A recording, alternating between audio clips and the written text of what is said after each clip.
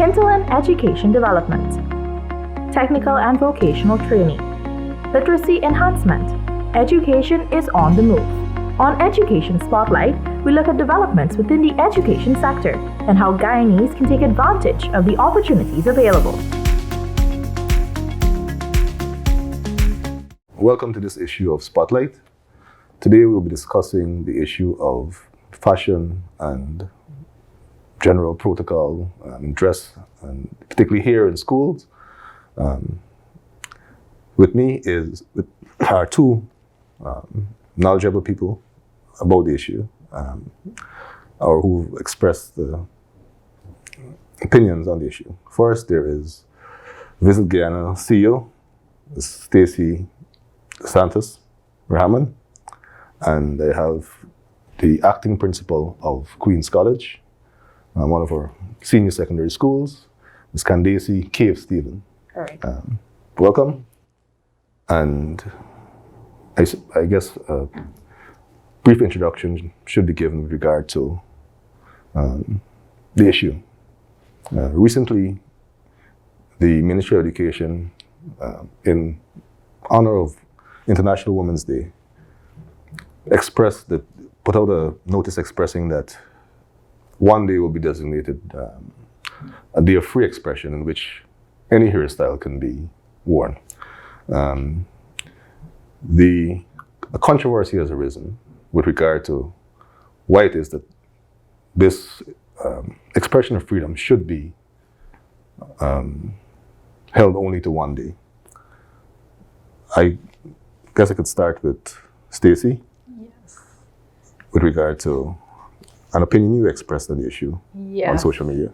Well, first of all, I'm happy to be here to be able to share my opinion on the issue.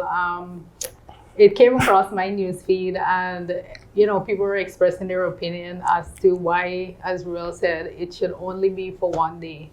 I was in agreement with that opinion because, for the most part, we live in a multicultural society where I feel it's difficult to sort of pigeonhole people and say to people, this hairstyle is acceptable and this one is not, because of our multicultural background, multicultural, multiracial background. I myself have had experience with it, in spite of, okay, you're looking at me now and you're seeing this, Very neat, but my parents are different races. So my mom is Indian, my dad is, you would call it Tingana Red Man. Yeah. And he, growing up, he always had this big afro, right? And both of my parents taught me an appreciation for my culture on both sides. Yeah. So I grew up going to emancipation festivals, everything. And I learned to understand the history behind it. Yeah. And people, here is such a sensitive topic, and it should never be taken lightly. Yeah. And I felt that the outrage came from the fact that people felt it was being taken that way. Yeah. And they felt it was being expressed. I think the intention behind it was good. It's just the way it was expressed. Yes. Because people they basically send a message. It's a way of sending a message through hairstyle, right? It's a way of identifying with your culture. So there are many different nuances when it comes to hair. So I had to express that opinion on social media. I added my voice to the discourse and said, I'm in agreement with everybody else. We should re-examine what is acceptable and what is not acceptable, as being your hair is neat or whatever the case is, or this shouldn't be. I wanted to come back to the term you used, in agreement with everybody else, and examine that. But let me just throw it to this. All right. I am not very active on social media, but I saw the outbursts in different education groups I'm in on WhatsApp. Mm-hmm. And the shock from some of the teachers, because many of us, including me, I was not aware that there was actually a policy from the ministry for the children, to the best of my knowledge. What I am aware of is that at the school level, particularly those schools governed by a board, they would craft and draft what the rules of the college would be. And of course, this would include all stakeholders. We have to get input from the parents, from the teachers, and from the students, because on these boards, you have a student rep. Yes. What I can say for Queen's College is that we have a rule book which speaks to hair Okay. for both boys and girls. For the girls, we generally do not have an issue coming from the children. Because what we maintain, I heard coming over here that some schools tell the children of Afro descent that their hair has to be straight. I'm not aware of that. I don't know if that is happening in other schools, but not at Queen's College. What we ask children, the girls, to do is not wear bright colors in the hair. They must come with their natural hair color. Okay. We ask that they wear a ribbon. That's part of the uniform. And no braids or extensions. Those are things that we ask for, and for them to hold their hair in a pony for the girls. As it relates to the boys, and I think this is the more controversial one at the school in all schools, the boys and their hairstyles. The issue that Stacy mentioned just now with us being able to have our children develop an appreciation and to be aware of their diversity, and for us to be accepting of the fact that children do come with mixture. That's most of the problem, the children who have the mixture of hair. Yeah. What we ask the students of the college to do is to maintain their hair, and I know many parents are not in agreement with us on that. But as it is, those are the rules of the college. And I did explain to them, until such rules are changed, or until the ministry says to us, because we are guided and governed by the Ministry of Education. And if the ministry puts out a policy that this is what it is, then the schools follow that policy and implement it, because that is our job. The boards implement the policies of the Ministry of Education.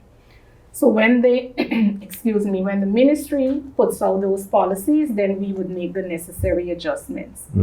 My personal view on it, as it relates to, and I would say this to my teachers at the senior level, this is my view on our rule as it relates to the boys.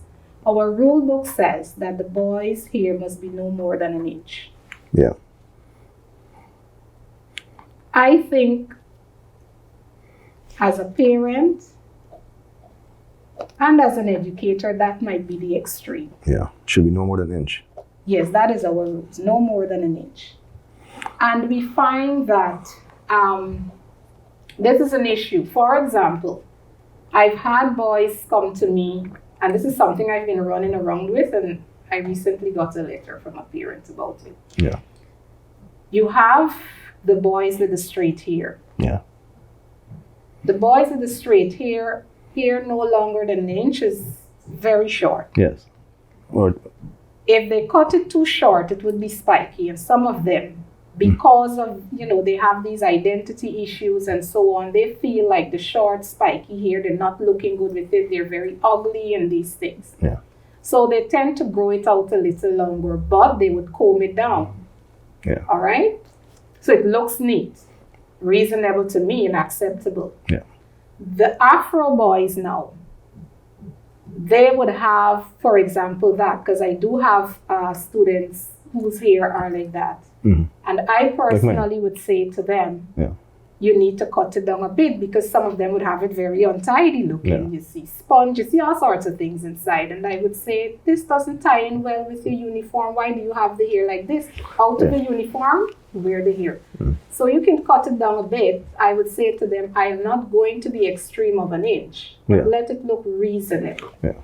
And what you can do is pat it down so that it looks reasonable. And that is what I've been trying to do, because I really don't want to enforce that one. But I would say this, if I may. It seems a bit arbitrary, because clearly an inch of one texture of hair is not equivalent to the inch of another that texture. That is the issue. Exactly. Yes. Yes. So and I think this is at the core of what the issues with regard to the underlying issues with regard to judgments about hair, ethnicity, culture, and acceptability come in. If I could speak, my son went to public school. For most of his time at public school, he liked his hair cut short until he got a bit more mature, and how my hair is eventually became more in vogue with people his age. Okay. And then he wanted to grow his hair out, and he would grow it out. It would grow very neatly. Mm-hmm. There's no issue of sponge. There's no issue of things. Mm-hmm. Very careful about his appearance. But that neat hair, grown to an afro, was deemed unacceptable by the school. So the afro was unacceptable. Yeah, well, not a huge afro. It's just above a certain height. Right. And it wasn't excessive. And at the time, it wasn't anywhere close to this that I have. It seems to be, and I want to ask you with regard to what seems to be a non-existent directive from the ministry, because the ministry doesn't, you said that you weren't aware of any. And it doesn't seem to be any direct policy that is so spelled out with regard to here from the ministry's perspective. For the children. Where does ministry non-policy end and the individual school policies begin? And I think there's a question that needs to be asked. I think and I think it goes back to the history of the school system in Guyana. Most of the schools in Guyana came out of one colonial religious tradition. Correct. In which public education was only nationalized to a great degree in the 1970s, in the first decade of the Republic. So I suspect that, and this is something that schools may be dealing with, vis-a-vis the public education and what was a rule from public policy and what is an inherited tradition from the schools themselves coming out of the colonial era. Because I don't think you know or expected to know, even as a senior person, where the original rules of an institution that is at least 100 years older than you More than 100. began. Over 107. But I just want to go back briefly to Stacey. You said that you were in agreement with everybody. Okay, let me rephrase that with not with every the particular thread I was making reference to. Okay. I would say everybody on that thread had the similar opinion that I hold. Yes. Right? So just to touch on that, it wasn't only the cultural identity and the self-expression that here allows, but it also tied into questions like, what does that have to do with education? Yeah. So persons were asking questions like, okay, if I have my hair in coils, does that hinder my ability to learn? And why should anybody put a limit on that? Or why should I be victimized? Or why should my opportunities be limited simply because I choose to express myself with this hairstyle? Yes. So I think the topic, it brought to light a lot of questions because this is not only in the school system, it's also in the work system. The public. Yes. So what does my hair have to do? How does that tie into my ability? Yeah. Right? I could ask a seasoned teacher of 22 years.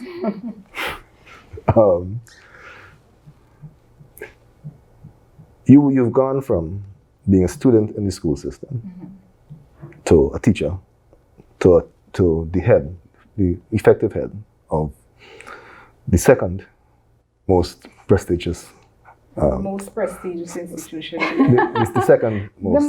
Arguably. And I was most. President's College and then there's Queen College. It's evident. It's evident. Yes. If you want to know which high school I went to, you could guess.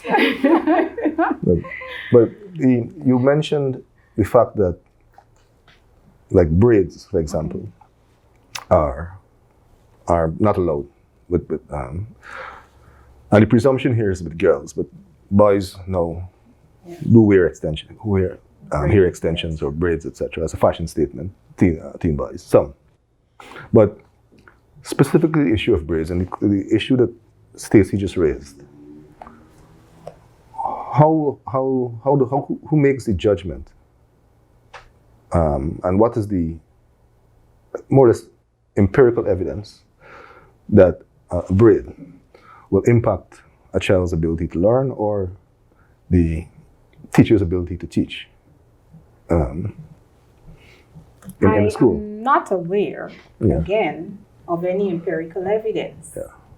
What I do know, and this is not just here, it's generally other things. Yeah. Sometimes these things can be distracting to students in the classroom. It can be, and that is a fact. Yeah.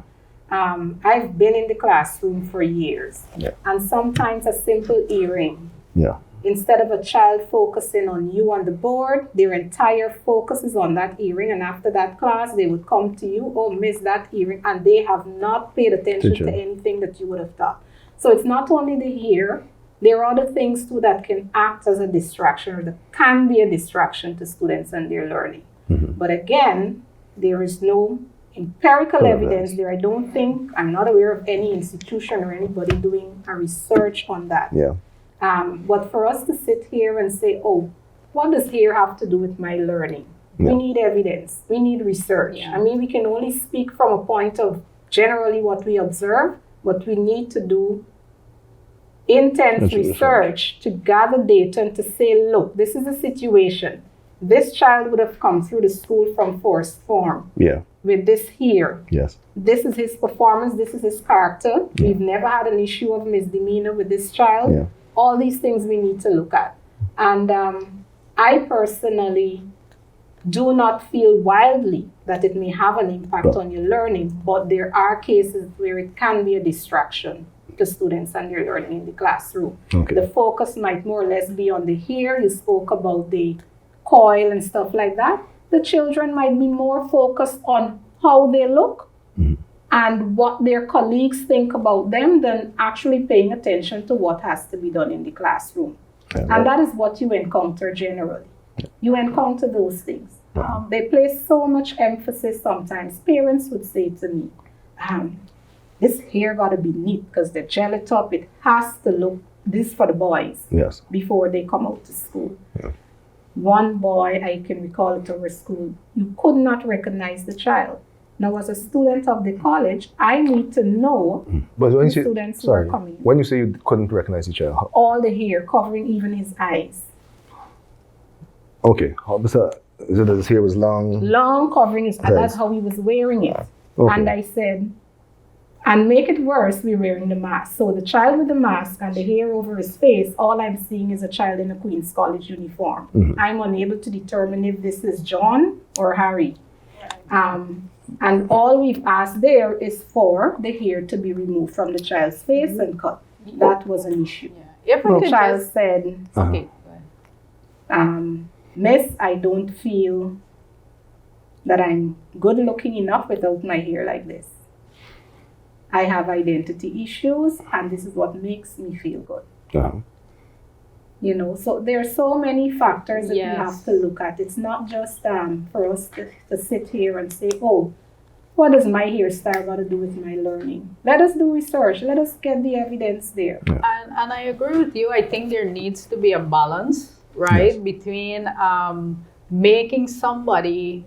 I don't think it's just, okay, you're coming to school or you're going into your place of business with your hair a certain way. There needs to be a balance, and it needs to be addressed as a sensitive issue where you're not made to feel less. Right. You're not made to feel victimized. You're not made to feel as though, you know, if I don't go and blow out my hair, for example, and I go to a job interview, I am going to have less of a chance of getting the job because my hair is naturally very curly. Once I go in the bath and I wash this right now, it's a plethora of curls.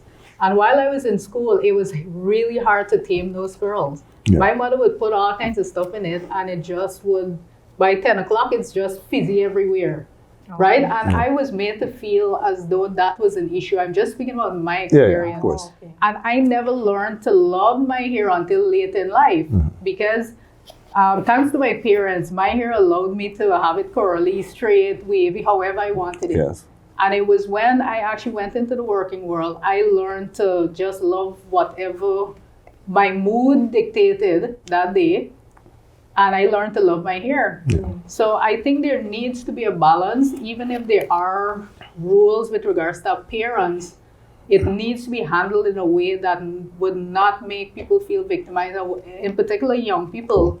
It would not make them feel, because those things can have a lasting impact, that, you know, this is a wrong thing. Yeah. This is a wrong choice. Yes. Yeah, Yeah, so well, that's... Well, I will say this.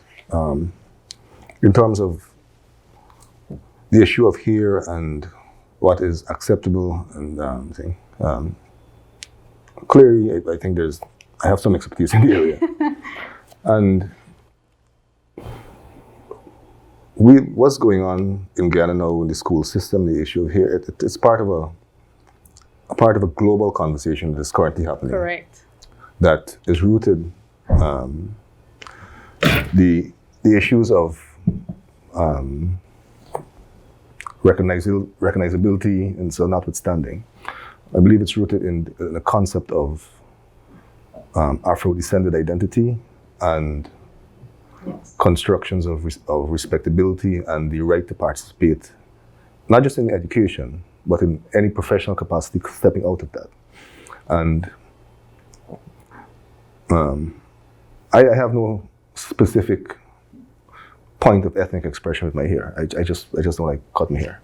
Okay. However, I operate from the awareness that when it is that I enter professional capacity, no matter what I've done on paper, what I have to say as a professional, that the moment I step in to a particular environment, judgments are cast with regard to my hair. It's part of the dung now, but it's just curly. And the point has been made, and this is goes to professional thing, the academic conferences, the UN, etc. That representation matters. Representation and acceptability of your authentic self matters. And we've had an evolution. The hair thing has started since the post-colonial era, in which African identity needed to be suppressed in terms of the sort of acceptance, for example, going into public service. Even in the post-colonial era, in Caribbean countries, for example, Rastafarian people, the children could not go to school without cutting their hair. Oh. This is happening in Trinidad. It's happening even in Jamaica. In Jamaica, To this day? no, not to this Oh. day. No. But even in the post-colonial era, when we supposedly gotten rid of this oppressive colonial presence, you've had, as a punishment, for example, in itself, for being Rastafarian, the police rounding up Rastamen and cutting their hair. So the issue for me, for hair and identity and the right to participate as a citizen, whether it is you are a minor citizen as a student or you're an adult citizen, because of a natural part of your identity, your hair goes out of your body. It is not something. It's not a something you put on. And even when it comes to putting on something, how it is that you fashion yourself in general, and are allowed to fashion yourself or not, is something that has to be explored. What I would say is this. As Stacey, I am in agreement with you when you mentioned that. I think that the concept of freedom of expression, as captured in the ministry memo, was ostensibly a sort of noble gesture that recognizes the possibility of, or the reality of restriction within the thing. Yeah.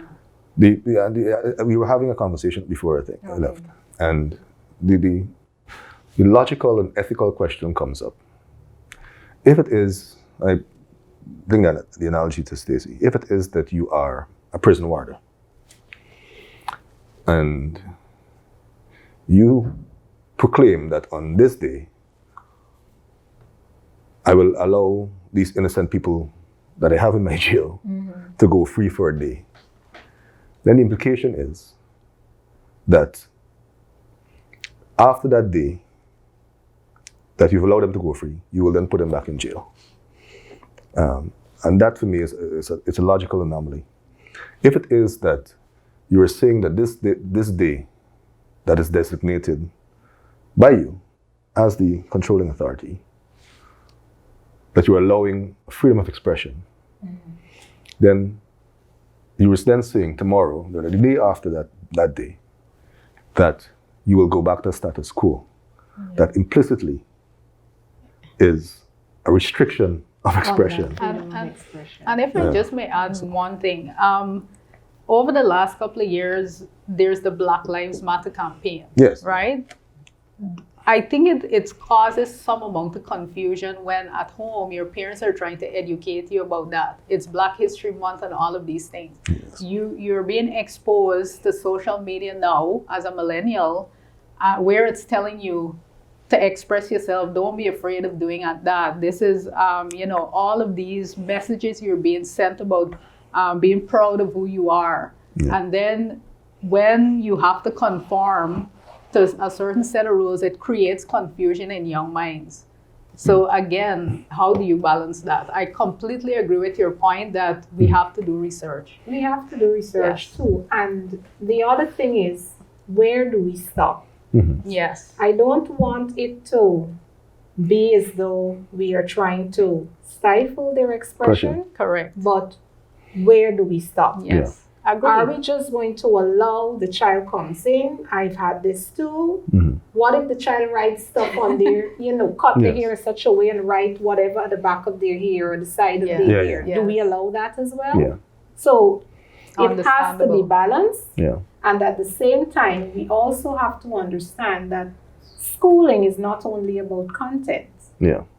You come to school not only to learn math, English, science, and social studies. It's more than that, because we are social beings. You come there, you socialize, you learn more about others. Of course, you express yourselves and so on. And we need to encourage that and foster that kind of attitude in the schools. But there must be a point where we stop it.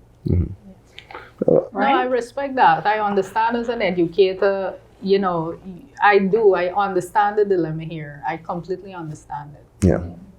So with for example, the braiding and the hair extensions with the girls, we have no issue with cornrows.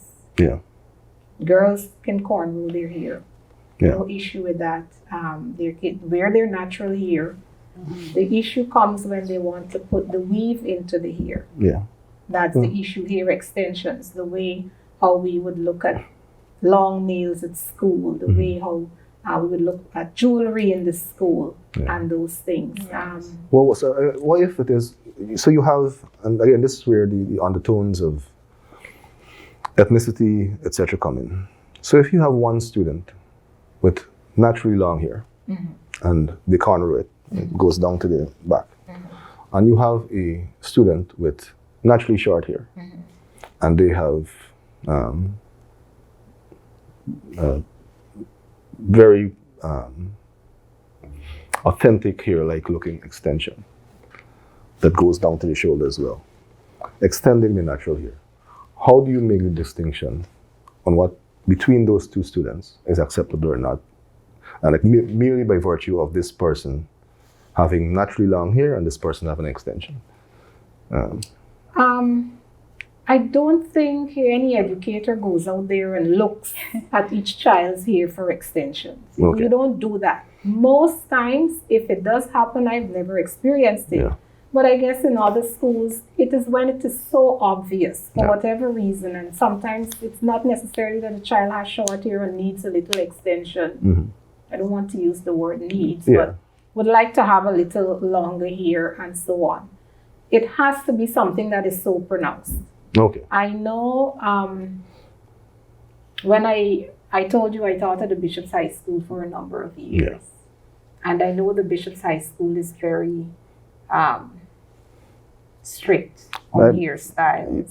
There have been in the wake of this thing, there have been countless comments by former bishop students on that strictness. I've seen, Yeah. You've seen them? I've seen many of them. So I know that. I know of recent because I had my son who attended there for 5 years. I can recall when he was in first form, or we went to the orientation, there was a student in grade 6. She had very short hair, very Yeah. short. And I think the mother wanted to be able to put the hair in cornrows so that it fits in a one to the back. Yes. But in order keeping to with do that, the her school thing. natural hair was so short, it couldn't happen. Yes. I guess the mother would have had to screw it and leave it like that. Yeah. I think that matter was resolved because I've seen over the years that the child was allowed with the braids. Yeah. What we need to understand too is that at these schools, when the children come to school, if there is a condition or whatever it is,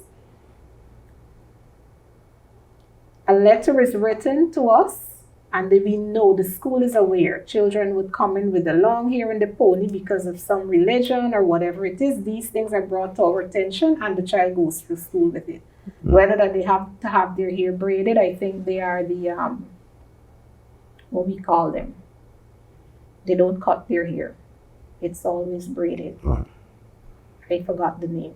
But those children are allowed, the Muslims are allowed. Once they say to us that, they're practicing this aspect of the religion and the imam or whoever writes us, Yeah. we know these children, this is brought to us and we allow them. Yeah. But I do support to an extent the idea of freedom of expression.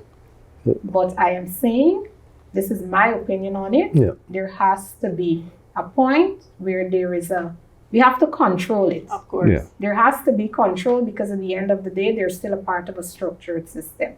And nothing has changed drastically out there because these same children have to now go out in the public system and the same issues will arise because they have not changed out there.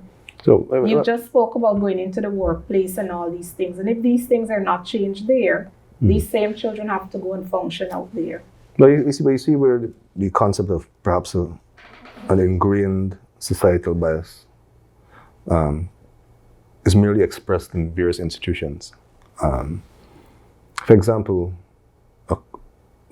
the issue of identity, particularly ethnic identity, is not easily captured in religion, for example.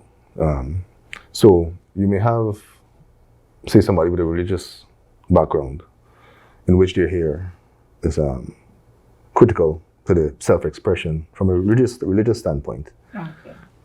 However, you may have somebody who has a sense of ethnic identity or Okay. cultural identity outside of religion, I get in which their hair is critical to that expression. For me, again, it doesn't apply to me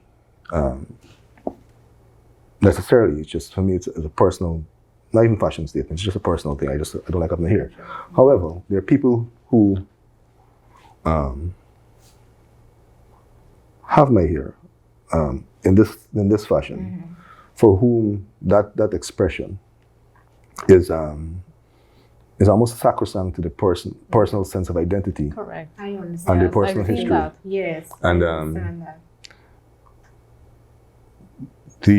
For me, the issue at schools is that, particularly high schools, that is a point in time when young people are now forming their sense of self and personal identity, Yeah. and the danger exists. And I think this is an ironic part what the ministry's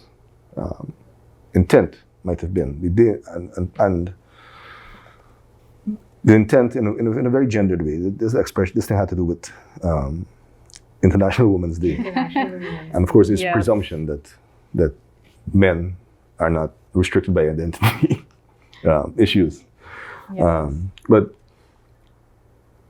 if it is that a young person who, like Stacey has mentioned, is looking at the issue of Black Lives Matter, which has evolved not just simply from, has extended itself from the concept of violence in America against people of African descent, to surrounding issues of housing, healthcare, how this history is viewed, who is represented and respected in history, with the toppling of statues, etc. And a critical subcomponent of that has been the concept of bodily expression. And central to that has been the concept of hair. And so, how we are caught up in this is something that's been on the tone in Guyanese society for a very long time, Yes, coming it out of has the been. colonial system. It has been. But there's been a resurgence and re-examination of the things that we presume. And hair has been central to that. There you can have, and this is purely thing. You can have a fat person of one race and a fat person of another race. You can have a thin person of one race and another person of another race. You can have a short person, and in silhouette, even skin color doesn't matter. There are people of varying ethnicities on which there are gradations of skin color. Yeah.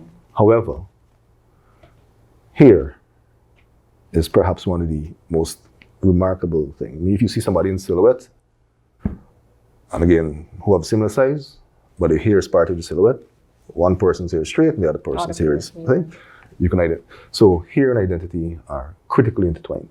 Absolutely. How do you deal with this going forward? And they're public figures, some of them we know, whose identities and their public person is directly linked to how their hair is, right? Like who?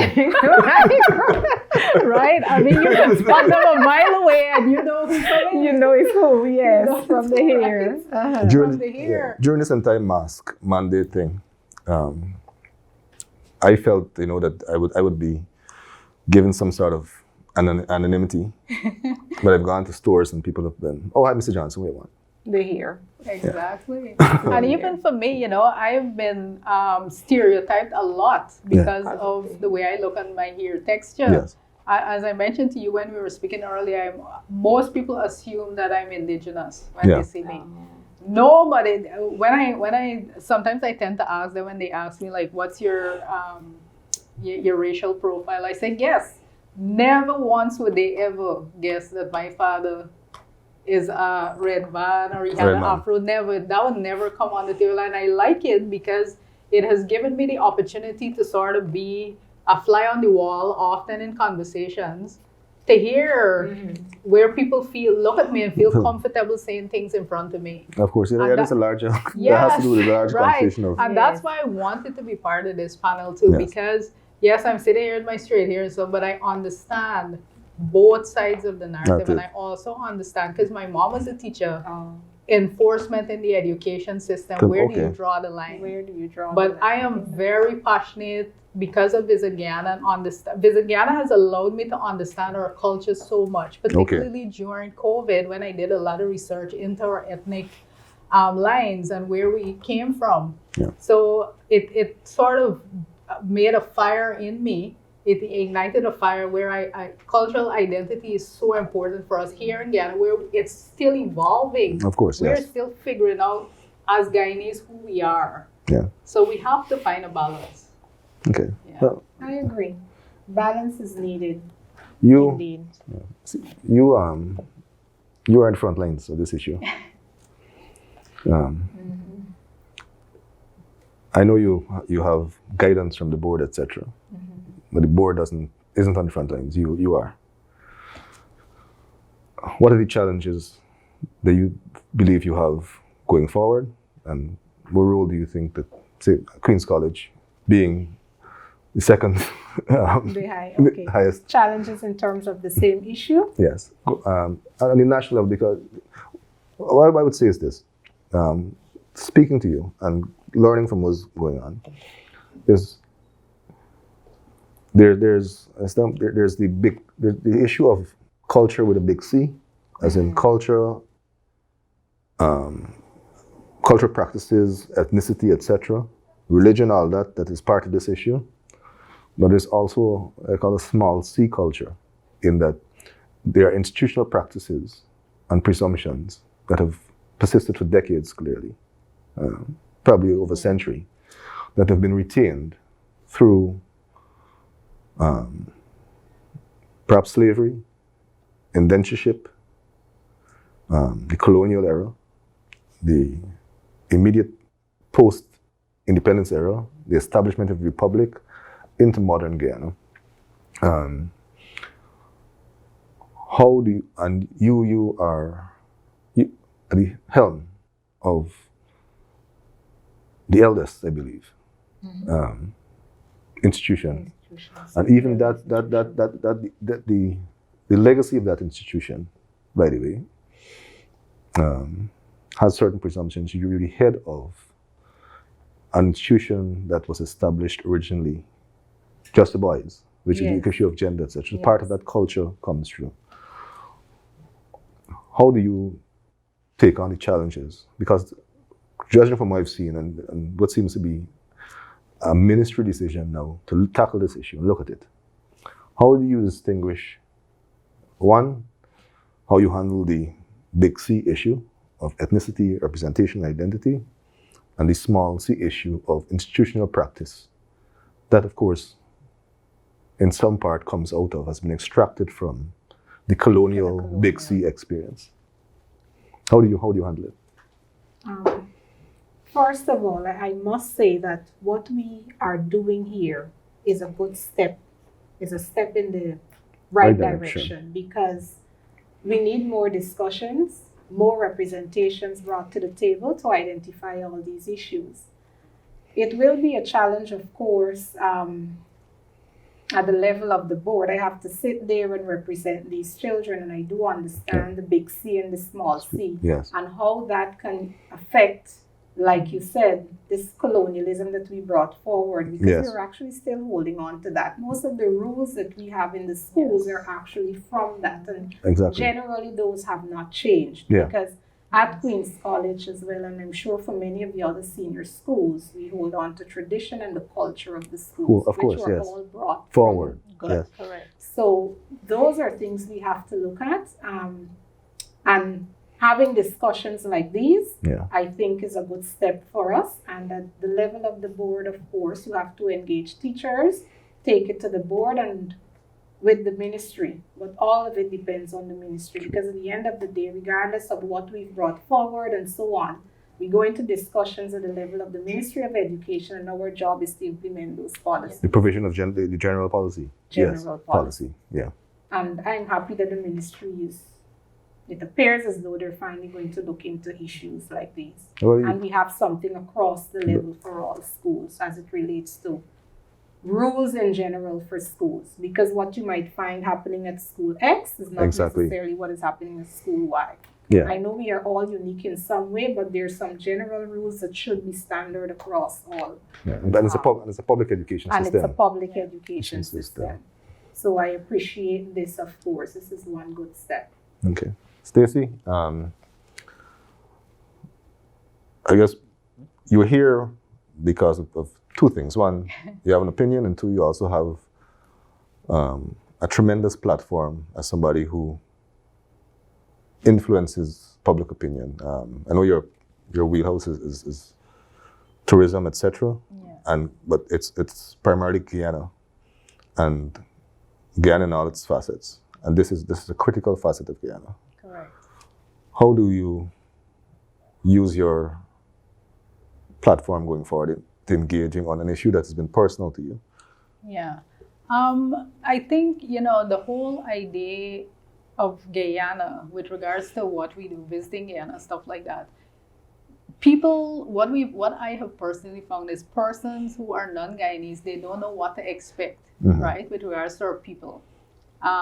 Representation matters. Yeah. It matters a lot. And even on our page, you know, I'm like the key influencer. I use my own image and stuff moving forward. Yeah. In December, we actually made the decision that we would engage other influencers to do content creation because representation matters. Okay, yes. Right? We have seen kids who have, and Hollywood has been an example of this, where they're now being more diverse Yeah, that's in been a the quick- roles that they're giving people. Because when kids when they consume content, they identify with what they see. Yeah. So that's why even on Visit Guyana, to answer your question moving forward, it is imperative as our platform grows that we ensure that we diversify the faces we're showing, Yeah. the people who are having experiences, so that nobody's pigeonholed to say, oh, only one type of people could have it and all of that. So this whole conversation about here and identity, it extends beyond school. just So the I school. am so Yes. happy that we're having it, because even with regards to tourism, there is a lot of work that needs to be done. Yeah. And speaking from my perspective, our platform is definitely going to be doing that moving forward. Okay. Excellent. Yes. All right. I think we've had a fruitful discussion. Thank you both for coming. Yes, absolutely. It was an education as well. Thank you. Oh, thank you. It's my first experience, so The first of, if I know, I'm having know? a lot of firsts. yeah, the first of many. First of many to come, Come. I guess. Yes. Yes. But it was nice being here, and I hope to represent too, because this is something I deal with daily at the school. Of course, yeah. So I have no other choice but to be there and be a representative for all children, because we Yes. have all sorts Yes. at Queen's College. All right, and more particularly the children with either the curly hair like you. Those are the ones really with the issue, and the ones, you know, with the hair. Yeah. Those are the ones really that are most affected. Of course. And we need to address it. Definitely. We need to address it. Thanks. Thank you for watching Spotlight.